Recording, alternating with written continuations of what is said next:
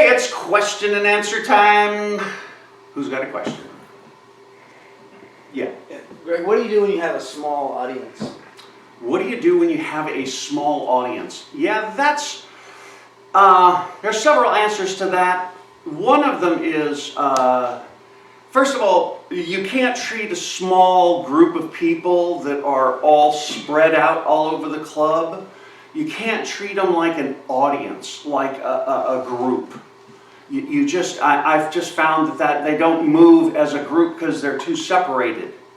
Okay? What I found is the answer is make the show really, really personal.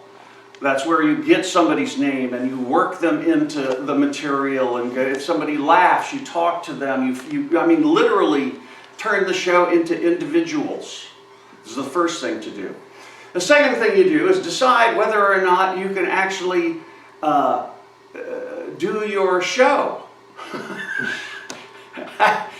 I mean, I'm not talking about an open mic, we're talking about a show, right? An open mic, I've already done things about that. But if it's a real show and everybody's spread out and there's very few people there, you may not be able to do the set or the routine that you've chosen, and you may not be able to do that show from the stage.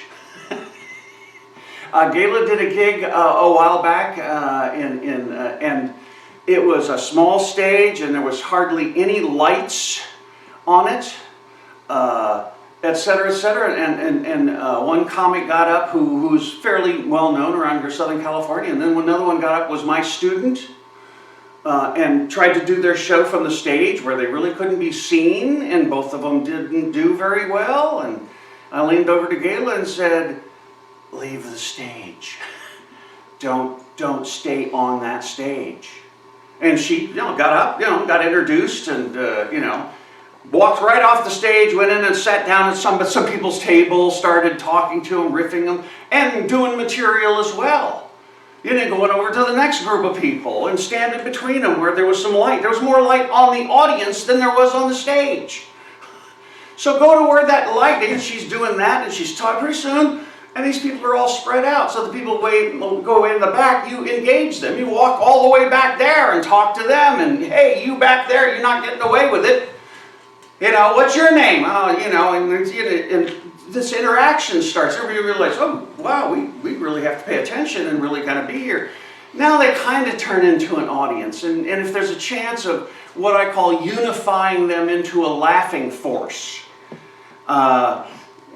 that's your chance, is pick them apart one by one and kind of get them into your little world is what you want to do. Then if you can unify them into a little, you can then make a move and laugh as an audience after that, as a group, but not at the start. Most of the time when people are performing, if it's a group and the previous comedians have done their job or whatever, and they're warmed up, they should be unified as a group and moving and laughing together as a group already. And then you can still make it personal, but it's still it's still you performing and with a group. There's a group mentality that happens, and so that's one of my favorite shows I ever did at the Comedy Store in the main room and stuff. I was the last one to go up, and there was three people left. They started to leave, and I went, "Oh no!" So they sat back down.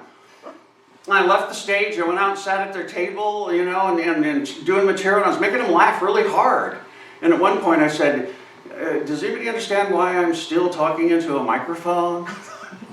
And they were laughing sort of. People came in from the original room. People came in from, the belly. Pretty soon I had 10 or 15 people there. Okay, they'd all started coming in because these three people were laughing so hard. Now, I've done thousands of shows where I've done a great job, and I don't remember those shows. I remember that show. It was one of my favorite shows because I didn't give up on them. I went out and made it personal and made them laugh so hard. They were glad that they stayed.